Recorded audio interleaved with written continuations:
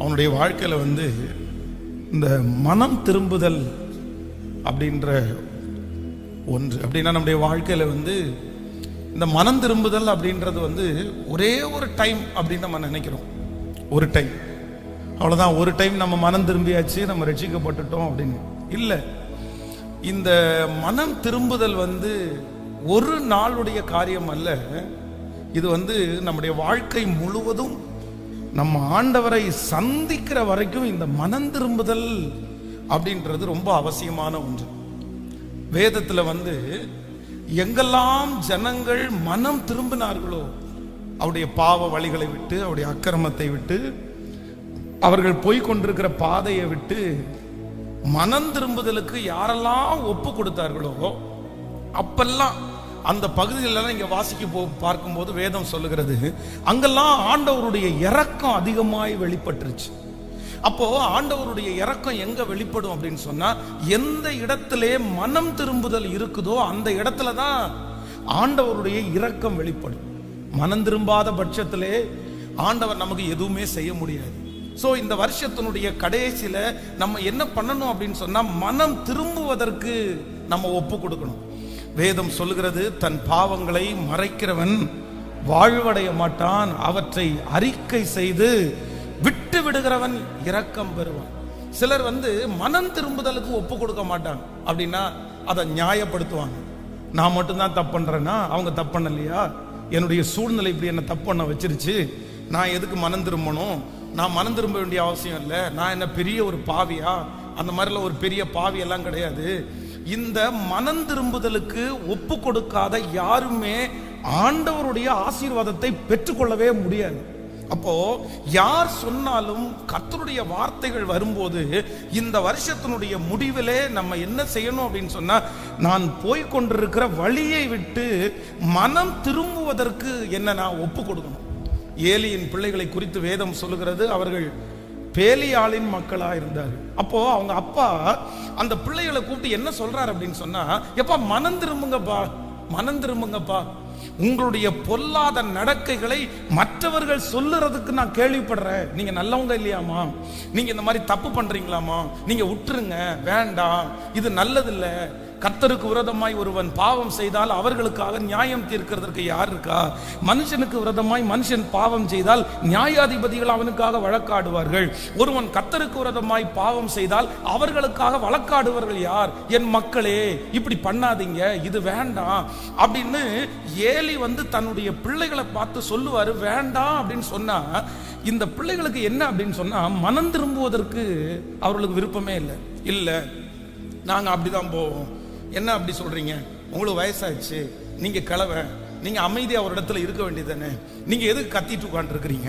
உங்களுக்கு ஒண்ணுமே தெரியாது, உங்களுக்கு படிப்பறிவே இல்லை, நீங்க எல்லாம் 10 வருஷத்துக்கு முன்னாடி இருக்கிறீங்க, நீங்க எல்லாம் 20 வருஷத்துக்கு முன்னாடி இருக்கிறீங்க, நீங்க எல்லாம் எங்களுக்கு எந்த ஆலோசனையும் சொல்ல வேண்டாம், எங்க வாழ்க்கையை நடத்திக்கிறதுக்கு எங்களுக்கு தெரியும், நான் எப்படி போறேன்னு எனக்கு தெரியும். இதெல்லாம் பண்ணாம ஒரு மனுஷன் இருக்க முடியுமா?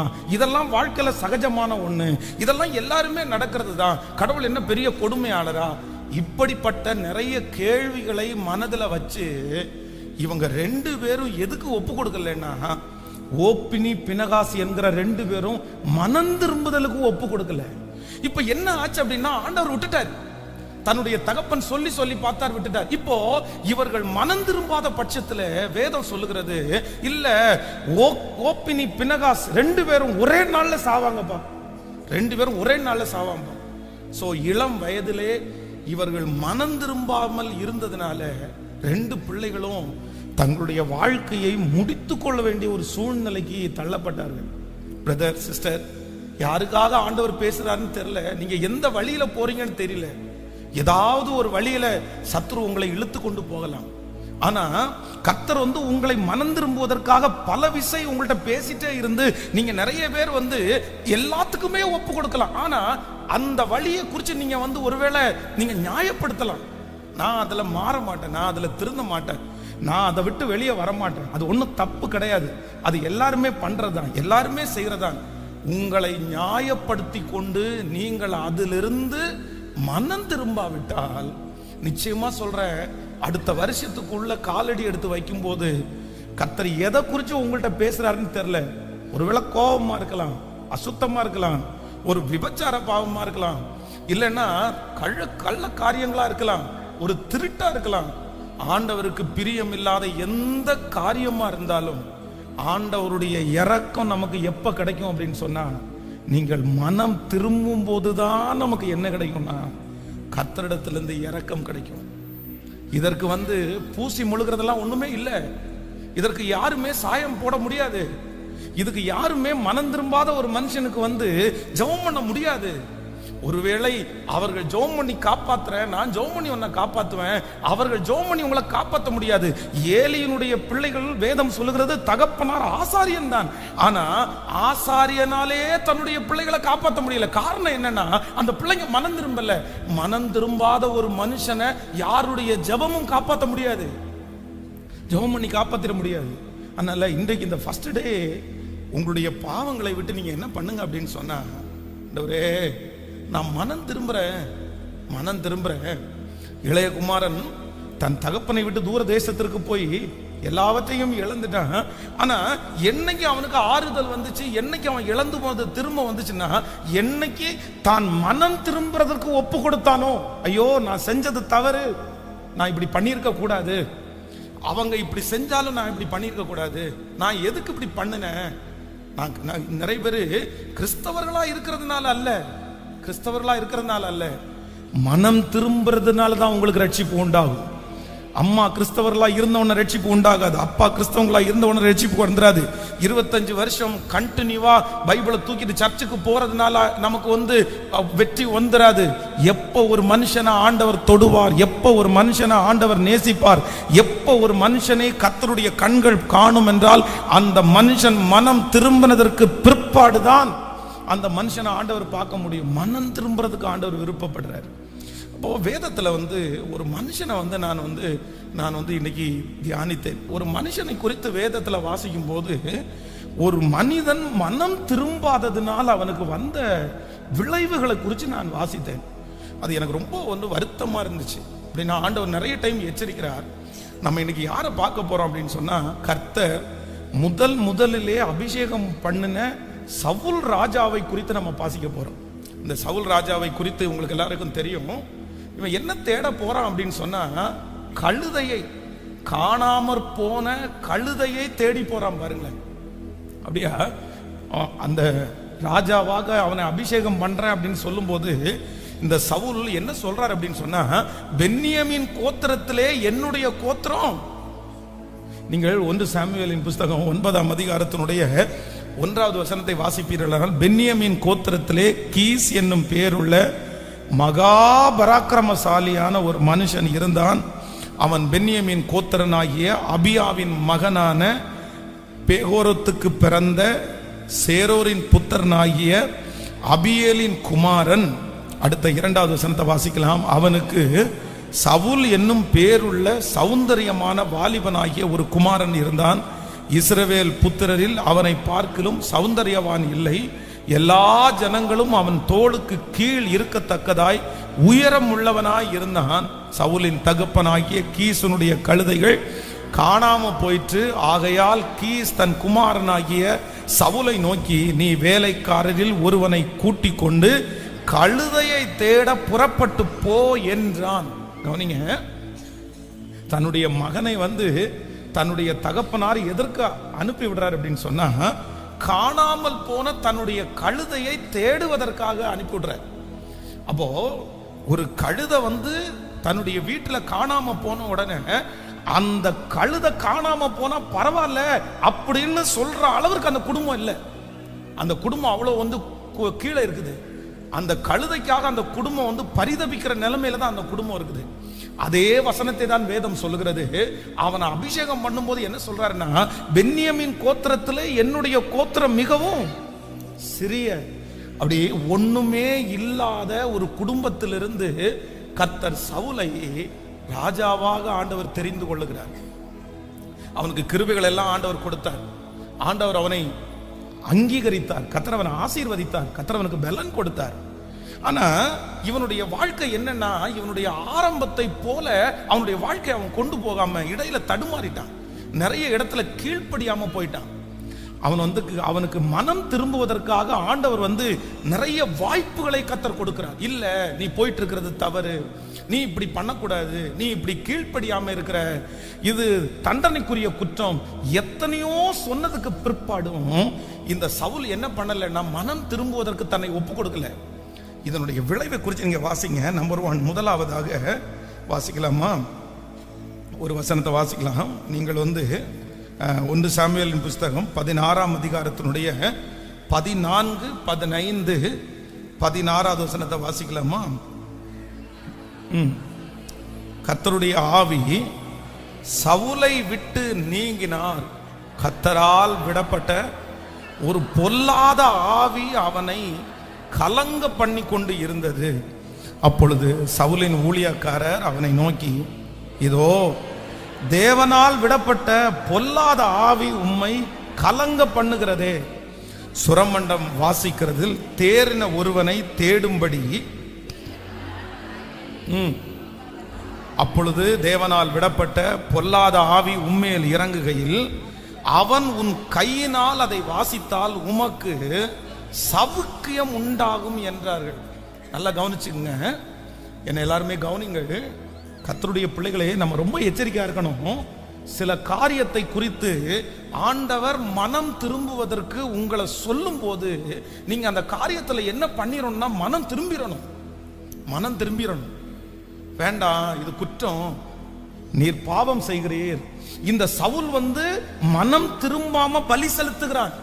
மனம் திரும்பல. அப்போ ஆண்டவர் என்ன சொல்றார் அப்படின்னா, பலியை பார்க்கலும் கீழ்ப்படிதலும் ஆட்டுக்கடாக்களின் நிலத்தை பார்க்கலும் கர்த்தருக்கு பயப்படுதலே உத்தமம். இதுக்கு என்ன அர்த்தம் அப்படின்னு சொன்னா, எப்பா நீ மனம் திரும்பாம உன்னுடைய காணிக்கை எனக்கு வேண்டாம்பா.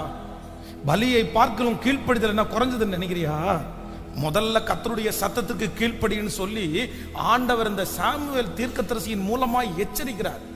இப்ப என்ன நடக்குது அப்படின்னு சொன்னா, இந்த குடும்பத்திலேயே, பென்யமீன் குடும்பத்திலேயே தேவனுடைய ஆவியை பெற்ற ஒரு மனுஷன் யார் அப்படின்னா சவுல். ஆனால் இவன் மனம் திரும்பாத பட்சத்திலே என்ன இங்க நடக்குது அப்படின்னு சொன்னா, அவனுக்குள்ளே இருந்த தேவ ஆவியானவர் அவனிலிருந்து எடுக்கப்பட்டு இப்ப அவனுக்குள்ள என்ன வருது அப்படின்னு சொன்னா, ஒரு பொல்லாத ஆவி அவனை கலங்க பண்ணுகிறது. நீங்க ரொம்ப ஜாக்கிரதையா இருக்கணும். நீங்க கர்த்தர் உங்களுக்கு சொல்லுகிற வார்த்தைக்கு நீங்க மனம் திரும்பாவிட்டா நமக்கு வருகிற முதல் ஆபத்து என்ன அப்படின்னு சொன்னா, கர்த்தர் நம்மை விட்டு என்ன பண்ணிடுவாராமோ? சொல்லுங்க. ஆண்டவர் நம்மளை விட்டு விலகிடுவார். ஆண்டவர் விலகினதற்கு பிற்பாடும் 25 வருஷம் இவன் ராஜாவா தான் இருந்தான். ஆண்டவர் இவனை விட்டு விலகினதுக்கு பிற்பாடும் இவன் யுத்தத்திற்கு போனான். ஆண்டவர் இவனை விட்டு விலகினதற்கு பிற்பாடும் இவன் பலி செலுத்துறதுக்கு போனான். ஆண்டவர் இவனை விட்டு விலகினதற்கு பிற்பாடு அவனுடைய ஊழியமோ அவனுடைய ராஜ்யபாரமோ போல. ஆனா என்ன அப்படின்னு சொன்னா, உள்ளுக்குள்ளே இருக்கிற ஒரு நிறைவு இருக்கு பாருங்களேன், அந்த நிறைவு அவனை விட்டு போயிருச்சு. இன்னைக்கு இந்த ஜெபத்தில் இருக்கிற ஆண்டவருடைய பிள்ளைகளே, ஆண்டவர் இல்லாம உங்களுக்கு கோடிக்கணக்கான சொத்து கிடைச்ச பிரயோஜனம் இல்லை. ஆண்டவர் இல்லாம உங்களுக்கு கார் கிடைச்ச பிரயோஜனம் இல்லை. ஆண்டவர் இல்லாம பதவி உயர்வு கிடைச்ச பிரயோஜனம் இல்லை. ஆண்டவர் இல்லாம கணவன், ஆண்டவர் இல்லாம மனைவி நம்முடைய வாழ்க்கையில கிடைச்ச எந்த பிரயோஜனம் இல்லை. ஒரு உண்மையான தேவனுடைய பிள்ளைக்கு மிக அவசியமானது யார் அப்படின்னு சொன்னா, நான் சாகிற வரைக்கும் நீங்க என்ன விட்டு என்ன பண்ணிடக்கூடாது அப்படின்னா சொல்லுங்க. நீங்க என்ன விட்டு போக கூடாதுப்பா. எந்த நேரத்துல ஆண்டவர் சவுலை விட்டு போனாரோ, சவுலை விட்டு போன அடுத்த நிமிஷத்துல பிசாசு அவனுக்குள்ள வர்றதுக்கு ரெடியா இருந்தான் பாருங்களேன், ஆயத்தமா இருந்தான் பாருங்களேன். அவ்வளவுதான். ஆவியானவர் எடுத்துக்கொண்டதுக்கு பிற்பாடு, ஆவியானவர் போனதுக்கு பிற்பாடு உங்களுடைய இருதயம் வெறுமையா இருக்குமானால், ஏற்கனவே போன பிசாசு உலகமெல்லாம் சுத்தி திரிஞ்சு அவருக்கு இளைப்பாறுதலுக்கு இடம் கிடைக்காம திரும்பி உங்களை வந்து செக் பண்ணும்போது உங்களுக்குள்ள ஆவியானவர் இல்லைன்னா, நான் ஒருத்தனா உட்கார்ந்தா இவன் துரத்திடுவான்னு சொல்லி 7 பிசாசை சேர்த்து கொண்டு வந்து உங்களுக்குள்ள உட்காருமாமா. ஏன் அப்படின்னா, சில நேரத்தில் சில மனுஷனுக்குள்ள பிசாசு உட்கார்ந்து சொகுச பார்த்துட்டான் அப்படின்னு சொன்னா அதற்காக ஏங்குவானாம். நம்மளை கண்ட்ரோல்ல வச்சு நம்மை ஆட்டி படைச்சு அவனுடைய ராஜ்யத்தை இந்த உலகத்துல ஸ்தாபிக்கிறதுக்கு பிசாசு நம் ஆண்டவருடைய பேரை கெடுக்கிறதுக்கு நம்மளை பயன்படுத்துவான். நம்ம ரட்சிக்கப்படும் போது, நம்ம ஆண்டவருடைய தொடுதலுக்குள்ள உள்ளாகும் போது, ஆவியானவருடைய நிறைவு உங்களுக்குள்ள வரும்போது பிசாசு வெளியே போயிரும். ஆனா போன பிசாசு சும்மா இருக்காதாமா. அதுக்கு எங்கேயுமே இளைப்பாறுதல் இல்லை அப்படின்னா திரும்ப யாரை தேடும் அப்படின்னு சொன்னா உங்களை தேடுமாமா. இவன் இருக்கானா ஆண்டவருக்குள்ள? இவனுக்குள்ள ஆண்டவர் இருக்காரா? ஆண்டவர் இருக்காரா? நீங்க கர்த்தர் ஏதோ ஒன்றை சொல்லும் போது நீங்க மனம் திரும்பல அப்படின்னு சொன்னா கர்த்தர் எச்சரிச்சுட்டே இருப்பாரு, சொல்லிட்டே இருப்பாரு. கடைசியில் என்ன நடக்கும் அப்படின்னு சொன்னா, இனி இந்த இடத்துல நீங்க அவமதிச்சு வேண்டாம் வேண்டாம் வேண்டாம்னு சொல்லும் போது உங்களிலிருந்து அந்த ஆண்டவர் என்ன பண்ணுவாருன்னா எடுக்கப்படுவார். நான் இங்கே இருக்க மாட்டேன். ராமநாதபுரத்தில் நான் வந்து இங்கே ரத்னபுரியில் ஊழியம் பண்ணும்போது ராமநாதபுரத்துலேருந்து ஒரு குடும்பம் வந்து கொண்டிருந்தது. அதில் வந்து ராமநாதபுரத்தில் திருச்சபைக்கு போய் கொண்டு கல்யாணம் ஆனதுக்கு பிற்பாடு இங்கே ரத்னபுரியில் அவங்க ஒரு இடத்துல குடியிருந்தாங்க. இந்த சாட்சியை வந்து மறக்கவே முடியாது. இந்த சம்பவத்தை என்னுடைய கையில் தூக்குனது சொல்கிறேன். ஒரு வாலிப பிள்ளை, அந்த வாலிப பிள்ளைக்கு 2 குழந்தைகள், ஒரே பிரசவத்தில் 2 குழந்தைங்க. அவங்க வந்து அவங்க அம்மாலாம் ரெகுலராக சர்ச்சுக்கு வந்துட்டு இருந்தாங்க. அப்போ வந்து ஒரு குழந்தை திடீரென்று 2 குழந்தையில் ஒரு குழந்தை இறந்து போயிடுச்சு. அப்போ வந்து இறந்து போன உடனே என்கிட்ட சொன்னாங்க, நான் ஜெபம் பண்ணேன். சரி நீங்கள் வீட்டுக்கு வாங்க பாஸ்டர், இன்னொரு குழந்தையும் ரொம்ப பலவீனமாக இருக்குது, நீங்கள் கொஞ்சம் வீட்டுக்கு வர முடியுமா அப்படின்னு கேட்டாங்க.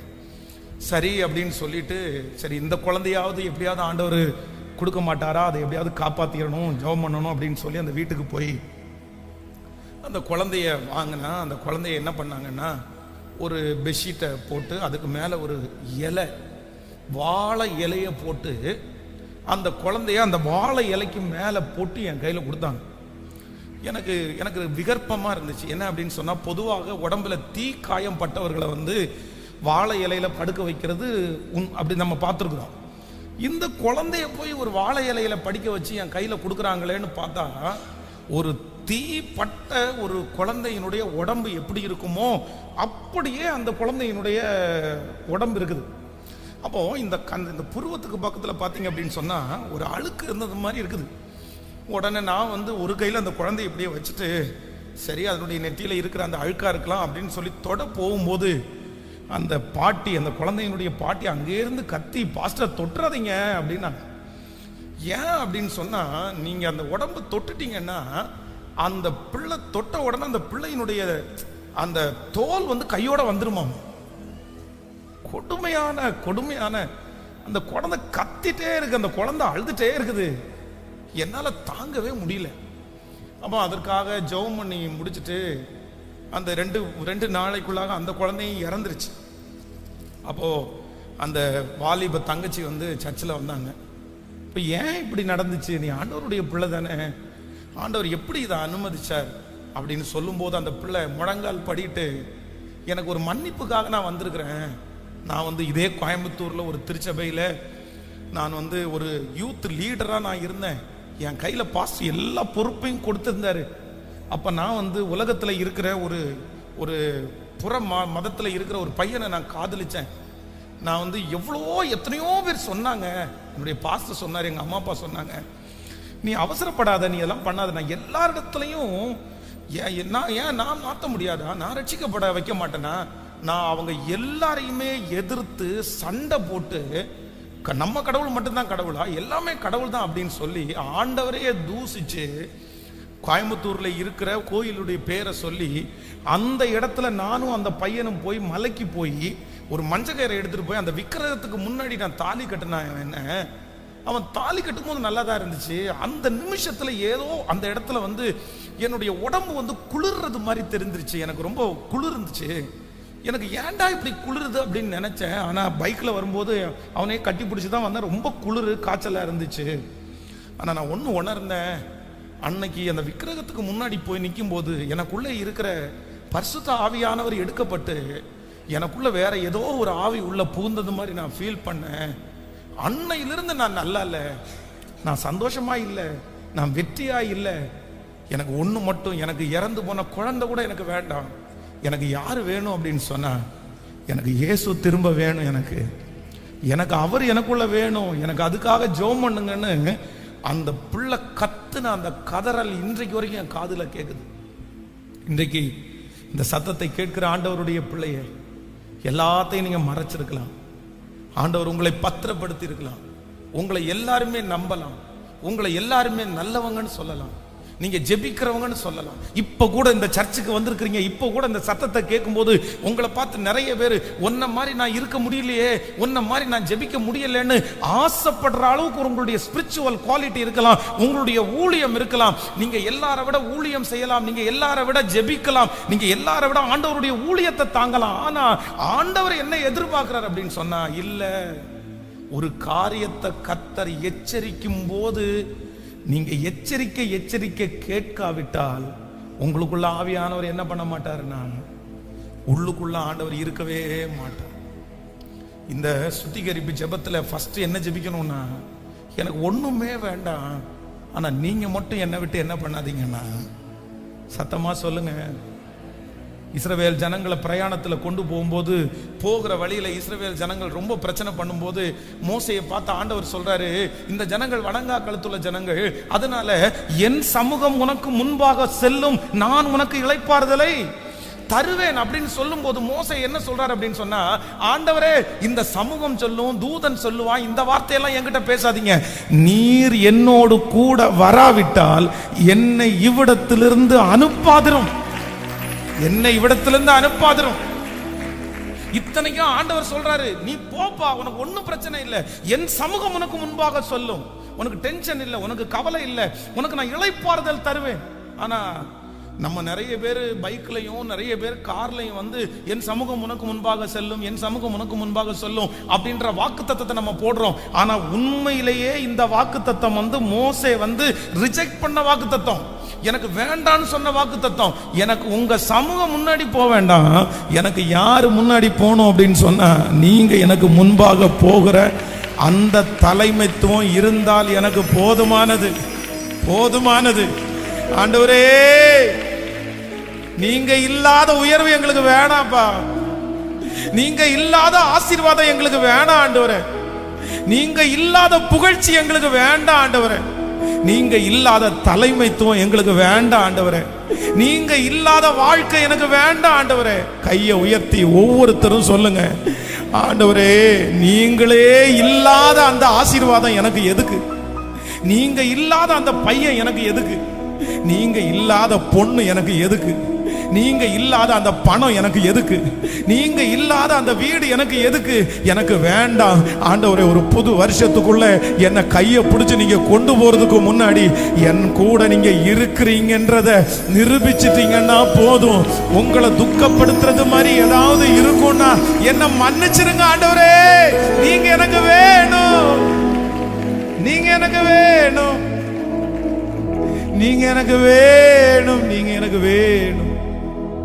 கையை உயர்த்தி எல்லாரும் கேட்கலாம், நீங்க எனக்கு வேணும் ஆண்டவரே,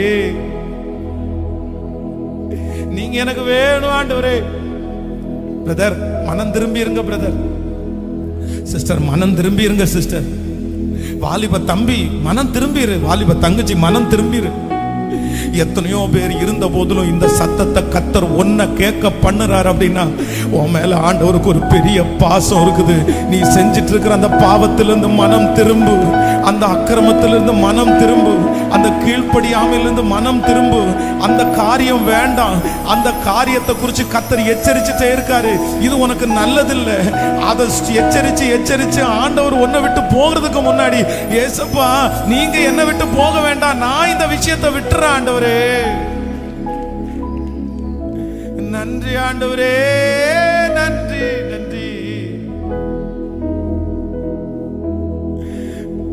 நன்றியப்பா, நன்றி நன்றி. நீங்க இல்லாம என்னால வாழ முடியாதேப்பா. நீங்க இல்லாம என்னால எப்படிப்பா வாழ முடியும்? இந்த சுத்திகரிப்பு ஜெபத்துல இந்த பிரசங்கத்தை கேட்டு கேட்டு கேட்டு அப்படியே ஜெபிச்சுட்டே இருக்கும்போது கர்த்தருடைய மகிமை ஒவ்வொருத்தரையும் தொட்டுட்டே இருக்குது. சொல்லுங்க, ஒவ்வொருத்தரும் சொல்லுங்க, இந்த உலகத்துல நீங்க இல்லாத எதுவுமே எனக்கு வேண்டாம்ப்பான்னு நீங்க சத்தமா சொல்லுங்க. நீங்க கூட இருந்தா அது எனக்கு போதும் ஆண்டவரே. எஸ், ஹல்லேலூயா ஹல்லேலூயா ஹல்லேலூயா. எனக்கு நீங்க தான் ஆண்டவரே முக்கியம். எனக்கு நீங்க தான் ஆண்டவரே வேணும். என் கூட வாங்க ஆண்டவரே. ஒருவேளை என்னை விட்டு தூரத்துல நீங்க நிப்பீங்கன்னா இப்ப நான் உங்களை ஆசையா கூப்பிடுறேன், மறுபடியும் எனக்குள்ள வாங்க ராஜா. உங்களுக்குன்னு ஒரு இடம் என்னுடைய இருதயத்துல இருக்கு ராஜா. என்னை விட்டு மட்டும் போகாதீங்க ஆண்டவரே. நன்றி நன்றி நன்றி நன்றி. நீங்க தான் எனக்கு எல்லாம், நீங்க தான் எனக்கு எல்லாம். சொல்லுவோம், நீங்க தான் எனக்கு எல்லாம், நீங்க தான் எனக்கு எல்லாம். நீங்க எல்லாம் என்னால் வாழவே முடியாது. உங்க நினைவில்லாமல் ஒரு நொடி கூட இருக்கவே முடியாது. என்னால் இருக்கவே முடியாது. சொல்லுங்க எல்லாரும், நீங்க எல்லாம் என்னால் வாழவே முடியாது. உங்க நினைவில்லாமல் ஒரு நொடி கூட இருக்கவே முடியாது. என்னால இருக்கு. கைய மேல உயர்த்தி நீங்க தான். எஸ், சத்தமா எஸ் அப்பா, எனக்கு வேணும் ஆண்டவரே.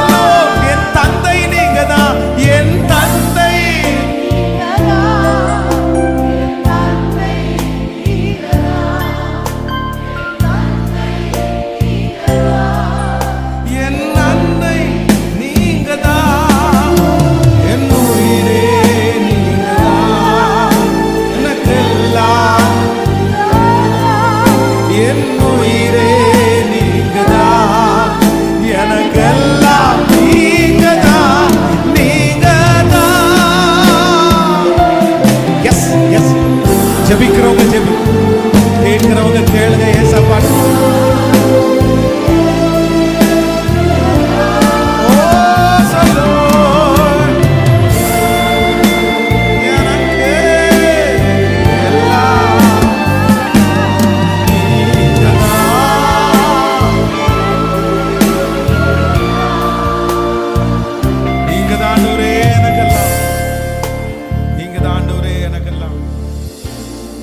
ஆண்டவருடைய பிள்ளைகளை, சில விஷயங்களை இந்த உலகத்துல நம்மள சில நேரத்துல இயேசு இல்லாம ஏதாவது நம்முடைய கையில கொடுக்கணும்னு சத்துரு துடியாய் துடிப்பான்.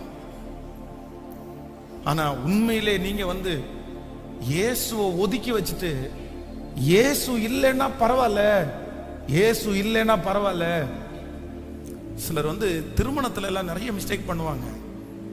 என்னன்னா, அந்த பிள்ளை மேல வச்ச பாசம், அந்த பையன் மேல வச்ச ஆசை, அந்த சொத்து மேல இருக்கிற மோகம், அந்த ஆசீர்வாதத்தின் மேல இருக்கிற அந்த கண்ணு, இல்லைன்னா தாமதமாகிறதுனால இருக்கிற அந்த அந்த உற்சாகம், இதனால எல்லாத்துலயும் சில நேரத்துல மனசுக்குள்ள என்ன நினைக்கும் அப்படின்னு சொன்னா, இயேசு தானே நம்ம கூப்பிட்டுக்கலாம், இயேசு தானே அவர் வந்துருவாரு, அப்புறம் பண்ணிக்கலாம், அது இல்லாட்டி என்ன, மற்றதெல்லாம் இருக்கு. நான் சொல்றேன், எது இல்லாட்டியும் பரவாயில்ல, எது இல்லாட்டியும் பரவாயில்ல. இந்த சத்தத்தை கேட்கிற வாலிப தம்பியும் தங்கச்சியும் ஒரு தீர்மானம் மட்டும் பண்ண, உன் வாழ்க்கையில பிசாசு இயேசு இல்லாம எது கொடுத்தாலும் நீ முதல்ல சொல்ல வேண்டியது என்ன அப்படின்னு சொன்னா, இயேசுவே இல்லாத இடத்துல எனக்கு அந்த இடத்துல வேலை சொல்லுங்க. அது எனக்கு வேண்டாம், அது எனக்கு வேண்டாம். அது சில நேரத்தில் வந்து ஃபர்ஸ்ட் நன்மையா தான் இருக்கும். சில நேரத்தில் வந்து பொழைக்க தெரியாத ஒன்று சொல்லுவாங்க நிறைய பேர், நாம் இந்த உலகத்தில் வந்து நாம் இந்த உலகத்தில் பிழைக்கிறதுக்காக வரல, எதுக்கு நம்முடைய குடியிருப்போ எங்க இருக்கு அப்படின்னு சொன்னா, ஆமேன்னு சொல்லுங்கள். உங்க வாழ்க்கையில 1000 வரலாம் பிரதர், 1000 வரலாம். ஆனா உங்க வாழ்க்கையில திருப்தி எதுல உண்டாகும் அப்படின்னு சொன்னாங்க, நீங்க இயேசு உங்க கூட இருக்கிறதுல மட்டும்தான். எந்த இடத்துலையும் இதுல மட்டும் காம்ப்ரமைஸ் பண்ணவே மாட்டேன். எனக்கு யாரு முக்கியம்னா, எனக்கு இயேசு முக்கியம். சொல்லுங்க பார்க்கல ஒரு 5 டைம் கையை உயர்த்து, எனக்கு இயேசு முக்கியம், எனக்கு இயேசு வேண்டும், எனக்கு இயேசு தேவை, எனக்கு இயேசு போதும். வாலிப தம்பி அம்மாவை தூக்கி விசிறடிச்சது மாதிரி இயேசுவை தூக்கி நீ விசிறடிச்சிருக்கலாம். இந்த இயேசு எனக்கு வேண்டான்னு உன் வாயில நீ சொல்லி இருக்கலாம்.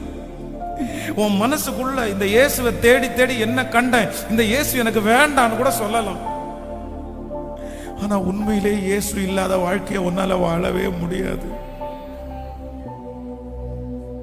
இயேசு மட்டும் உனக்குள்ள இருந்து வெளியே போயிட்டார்னா, இந்த உலகத்துல இருக்கிற அத்தனை அசுத்தமும் உன்னை தேடி வர்றதுக்கு ரெடியா இருக்குது, ரெடியா இருக்குது. ஏன்னா ஒரு நிமிஷம் எல்லாரும் என்ன பாருங்க, இந்த சவுல் வந்து நீங்க வேதத்துல வாசிச்சீங்கன்னா, என்னைக்கு இயேசு இவனை விட்டு அந்த தேவனுடைய ஆவியானவர் போனாரோ, நீங்க பாருங்க, அதுக்கப்புறம் ஒன்னொன்னா இவனுக்குள்ள வந்துச்சுங்க. எல்லாமே வந்து சேர்ந்துச்சு. கீழ்ப்படியாம வந்துச்சு, கோபம் வந்துருச்சு, மற்றவங்க மேல எரிச்சல் வந்துருச்சு, கசப்பு வந்துருச்சு, கொலை பண்ணணும்ன்ற வெறித்தனம் வந்துருச்சு. தன்னுடைய வேலையெல்லாம் விட்டுட்டு ஒரே ஒரு மனுஷனுக்காக கத்திய தூக்கிட்டு அலைஞ்சான் பாருங்க. இயேசு அவனுக்குள்ள போனதுக்கு அப்புறம் தன்னுடைய மகளுடைய வாழ்க்கையை குறித்து அவன் கவலைப்படவே இல்லை. மீகாலை கூப்பிச்சு தாவீதுக்கு கல்யாணம் பண்ணி வச்சு அவளுக்கு திருமணம் பண்ணி வச்சு அந்த பையனை தாவீதை கொன்னு என் பிள்ளைய வந்து அனாதை ஆக்குறது தப்புன்னு தெரியல பாருங்களேன். தன்னுடைய மகன் யோனத்தான் வந்து கழுகை போல வேகமாய் ஓடக்கூடிய பையன், ரொம்ப பராக்கிரமசாலி. அவனுக்கு பிற்பாடு யோனத்தான் தான் கண்டிப்பா ராஜ்யபாரத்தில் வரணும். அவனுடைய ஆயுததாரியும் அவனும் 2 பேரும் போய் எதிரியினுடைய பாளையத்தில் அவ்வளோ பெரிய வெற்றியை கொண்டு வந்தாங்க.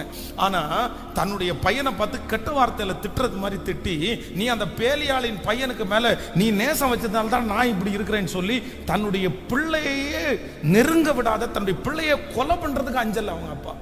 இத்தனை குணமும் எங்க வந்துருச்சு அப்படின்னு சொன்னா, இயேசு அவனை விட்டு போனதுக்கு பிற்பாடு, பிரசன்னம் போனதுக்கு பிற்பாடு வந்துருச்சு. அதனால ஆண்டவர் நம்மை விட்டு போனால் உலகத்துல இருக்கிற எல்லாமே நம்மகிட்ட வந்து சேரும். ஆனா யாரோ ஒருத்தருக்கு பேசுறாரு, நோ காம்ப்ரமைஸ். இதுல மட்டும் நான் வந்து கண்டிப்பா விட்டு தர மாட்டேன். எனக்கு யாரு முக்கியம்னு கேட்டா நீங்க ஒரு வார்த்தை மட்டும்தான் சொல்லணும். தீர்மானம் எடுக்கிறீங்களா? இயேசு இல்லாம கோடி கொடுத்தாலும் எனக்கு அது தேவை. இயேசு இல்லாத வர்ற நரகமா இருந்தால் கூட எனக்கு பரவாயில்ல. இயேசு என் கூட இருக்கிறார்னா நரகமும் எனக்கு பரலோகம்தான். அது நரகத்தை நான் அனுபவிச்சாலும் வலி எனக்கு இருந்தாலும் இயேசு இருப்பாரானால் அதுதான் எனக்கு பரலோகம். எனக்கு இயேசு தான் வேணும். சோ நீங்க செய்து கொண்டிருக்கிற தவறிலே நீங்க மனம் திரும்பாவிட்டால் உங்களுக்கு ஏற்படுகிற ஃபர்ஸ்ட் ஆபத்து என்ன அப்படின்னா, ஆண்டவர் சைலண்டா போயிடுவார். அதான் நான் அடிக்கடி சொல்லி இருக்கிறேன், உலகத்துல பிசாசு உங்களை விட்டு போறதுக்கும் இயேசு உங்களை விட்டு போறதுக்கும் நிறைய வித்தியாசம். பிசாசு உங்களை விட்டு போகும்போது அலக்கழிக்காம உங்களை விட்டு போக மாட்டான். உங்களை கூப்பாடு போட வச்சு, உங்களை ஸ்டெயின் பண்ண வச்சு, கத்தி, அதுக்கப்புறம் தான் பிசாசு வெளியே போகும். ஆனால் ஆண்டவர் மட்டும் உங்களை விட்டு போகும்போது எப்படி போவாருன்னா, ரொம்ப அமைதியா, எதையுமே சொல்லாம. எனக்கு என்ன அப்படின்னா, சர்ச்சில் ஒரு 1000 பேர் வந்தாலும் எத்தனை பேரோட இயேசு இருக்கிறார்ன்றதான் ஒரு பெரிய கேள்விக்குறி. எத்தனை பேரோட இயேசு இருக்கிறார்? கர்த்தர் உங்க கூட இருக்கிறாரா? ஆண்டவர் உங்க கூட இருக்கிறத வெறும் பணத்தை வச்செல்லாம் நீங்க நம்ம வந்து கணக்கு போட்ட முடியாது. என்கிட்ட நிறைய பணம் இருக்குது, இயேசு என் கூட இருக்காருன்னு சொல்லிட முடியாது. நான் வந்து எனக்கு நிறைய சொத்து கிடைச்சிருச்சு, எனக்கு இயேசு என் கூட இருக்கிறான்னு சொல்ல முடியாது. எனக்கு பதவி உயர்வு கிடைக்குது, என் கூட இயேசு இருக்காருன்னு சொல்ல முடியாது. உலகத்துல இருக்கிற பணக்காரங்க நிறைய பேர்ட்ட இயேசு இல்ல. உலகத்துல இருக்கிற நிறைய அரசியல் தலைவர்கள்ட்ட இயேசு இல்ல. உலகத்துல இருக்கிற பெரிய படிப்பாளர் இடத்துல இயேசு இல்ல. இயேசு இருக்கிறதற்கும் அந்த ஆசீர்வாதத்திற்கும் சம்பந்தமே அது இயேசு இல்லாதவனுக்கும் கிடைக்கும்.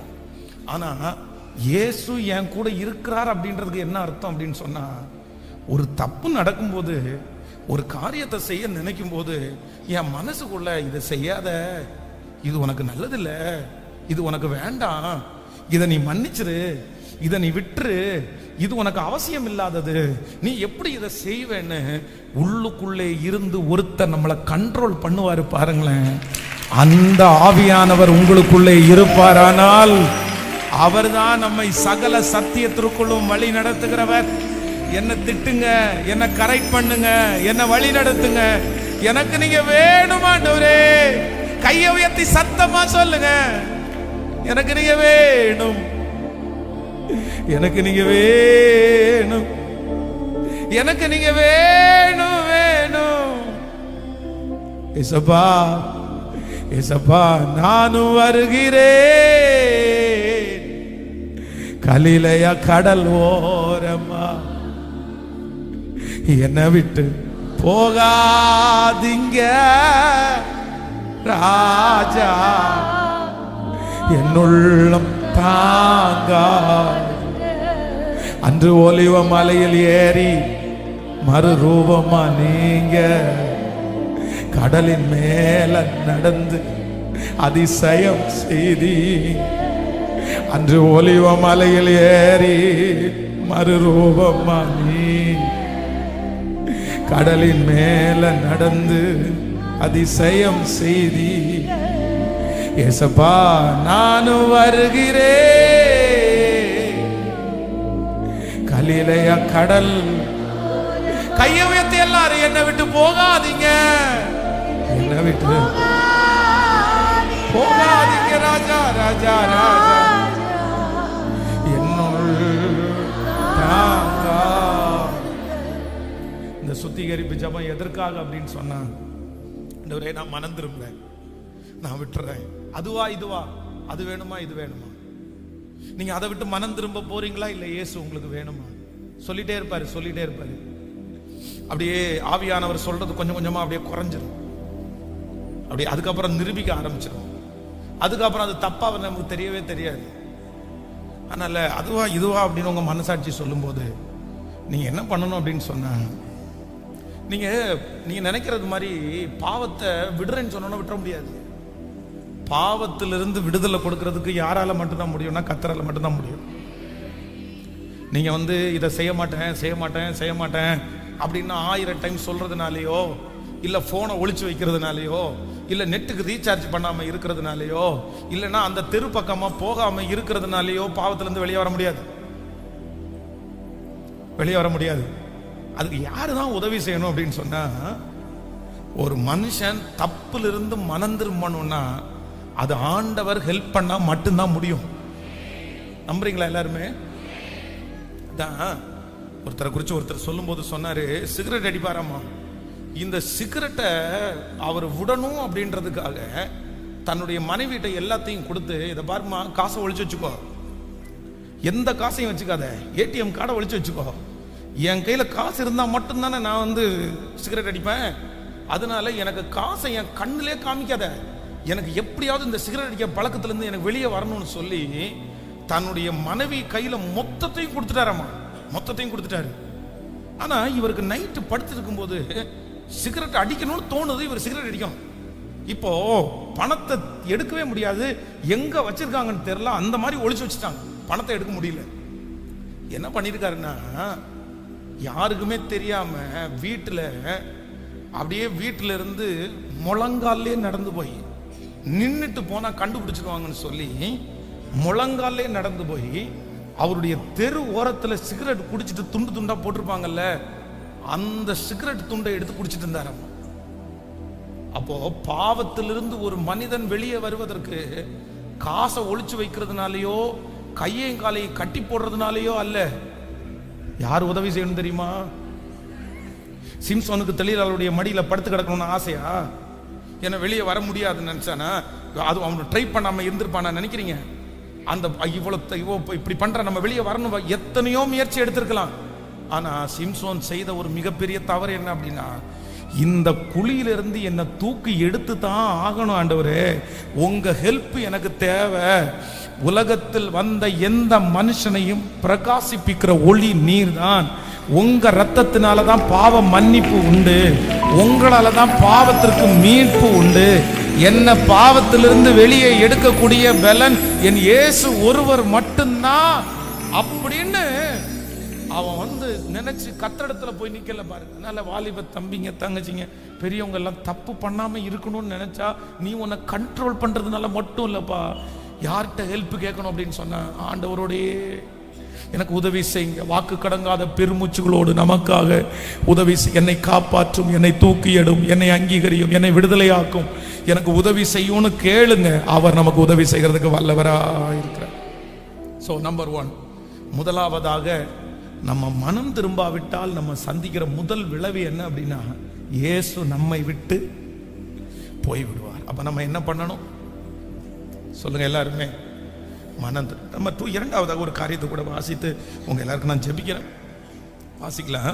நீங்கள் 1 சாமுவேலின் புஸ்தகம் 28ஆம் அதிகாரத்தில் 15வது வசனத்தை வாசிக்கலாமா? 1 சாமுவேலின் புஸ்தகம் 28வது அதிகாரத்தினுடைய 15வது வசனம். சாமுவேல் சவுலை நோக்கி, நீ என்னை எழும்பி வரப்பண்ணி என்னை கலைத்தது என்ன என்று கேட்டார்.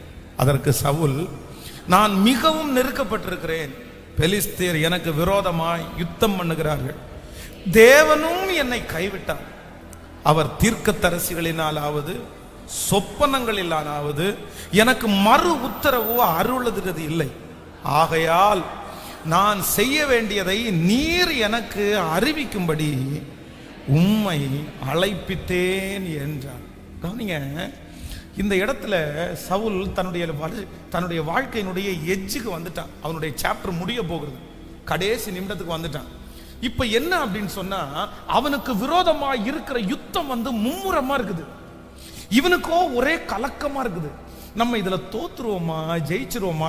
ஏன் அப்படின்னு சொன்னா, இதுல தோத்து போயிட்டான் அப்படின்னு சொன்னா அவனையும் கொன்றுவாங்க, அவனுடைய பிள்ளையும் கொன்றுவாங்க, எல்லாமே அப்படியே கொலாப்ஸ் ஆயிரும். என்னமோ இவனுடைய மனசுக்குள்ள நம்ம தோத்துருவோம் போல தோணுது அப்படின்னு சொல்லி இவனுடைய இருதயம் அங்கலாய்க்குது. எதுக்கு அங்கலாய்க்குது அப்படின்னா, வேற எதுக்குமே அவனுடைய இருதயம் அங்கலாய்க்கல. ஒண்ணுக்கு எனக்கு என்ன பண்ணணும்னு தெரியல, எனக்கு சொல்றதற்கு யாருமே இல்லை. எனக்கு சொப்பனத்திலேயாவது இல்ல மனுஷன் மூலமாவது ஏதாவது ஒண்ணு மூலமா நான் என்ன செய்யணும், இந்த யுத்தத்தினுடைய முடிவு என்ன, நான் ஜெயிச்சிருவேனா தோத்துருவேனா, இந்த மாதிரி ஒரு வார்த்தை மட்டும் என் காதுல கேட்டா நல்லா இருக்கும்னு நினைக்கிறேன். ஆனா எனக்கு வார்த்தை வராதனால எனக்கு வேற வழியே தெரியல. அதனாலதான் உங்களை எழுப்பணும்னு நினைச்சேன். நான் என்ன பண்ணணும், எனக்கு வெற்றியா தோல்வியான்னு கேட்கிறான்.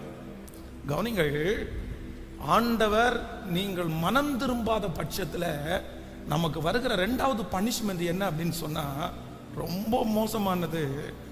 ஆண்டவர் நம்மிடத்துல பேசுறத ஆண்டவர் என்ன பண்ணுவாரு, நிறுத்திடுவாரு.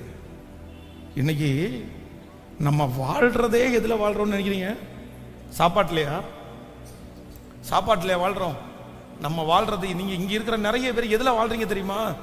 இந்த சத்தத்தை கேட்கிற நிறைய பேர் எதுல வாழ்றீங்க தெரியுமா? ஆண்டவர் உங்களோட பேசுற வார்த்தையினால மட்டும்தான் வாழ்றீங்க. உங்க பலத்தால கடந்து வரல, கர்த்தருடைய வார்த்தையினால கடந்து வந்தீங்க. அவர் தேற்றினார், அவர் ஆற்றினார், அவர் சொல்லி கொடுத்தார், அவர் தட்டி கொடுத்தார், அவர் பலப்படுத்தினார், அவர் நம்மோட பேசினார். அதனாலதான் நம்ம உயிரோட இருக்கிறோம். இல்லைன்னா நம்ம செத்து இருப்போம். இல்லைன்னா இந்த வாழ்க்கையை நமக்கு வெறுத்துரும். இயேசு மட்டும் பேசலைன்னா ஞாயிற்றுக்கிழமை அப்படியே ஆலயத்துக்கு வரும்போது பாருங்க, 1000 பேர் இருந்தாலும் நம்ம கூட மட்டும் ஆண்டவர் பேசுவார். யூடியூபை திறந்தா நம்ம கூட ஆண்டவர் பேசுவார். பைபிளை திறந்தா நம்ம கூட ஆண்டவர் பேசுவார். யாராவது ஒருத்தர் ஜெபிக்க வந்தா ஆண்டவர் நம்ம கூட பேசுவாரு. ஆண்டவர் பேசின அந்த வார்த்தையினால தான் நம்ம பிழைச்சிருக்கிறோம், நம்ம உயிரோட இருக்கிறோம். இப்போ நினைச்சு பாருங்க, ஆண்டவர் பேசுறத மட்டும் நிப்பாட்டிட்டாருன்னா, இங்க பிரசங்கம் பண்ணிட்டு இருக்கும்போது இங்க முன்னாடி இருக்கிற நிறைய பேர் அந்த பிரசங்கத்தை கேட்டு அழுவாங்க. அந்த பிரசங்கத்தை கேட்டு ஒரு வாலிப தம்பி வந்து, ஓ ஏசப்பா அப்படின்னு அழுவான். எனக்கு வேணும், நீங்க எனக்கு தேவை அப்படின்னு அழுவான். நிறைய பேர் அழுவாங்க, நிறைய பேர் கத்தர் கூட பேசுறாரு, நிறைய பேர் கை தட்டுவாங்க, நிறைய பேர். ஆனா இதே திருச்சபை, இதே சத்தம் அந்த ரூம்ல இருக்கிற ஒரு வாலிப தம்பிக்கு மட்டும் அத்தனை வார்த்தை அத்தனை பேரை எழுப்பினாலும் அவன் காதுக்குள்ள அந்த வார்த்தை என்ன பண்ணாது சொல்லுங்க? ஒரு வார்த்தை போகாது, ஒரு சிங்கிள் வேர்டு போகாது. சர்ச்சில் வந்திருக்கிற 2000 பேர் வர்றாங்க, 1000 பேர் வர்றாங்கன்னா 1000 பேரோடைய ஆண்டவர் பேசுறாரு நினைக்கிறீங்க? இல்ல.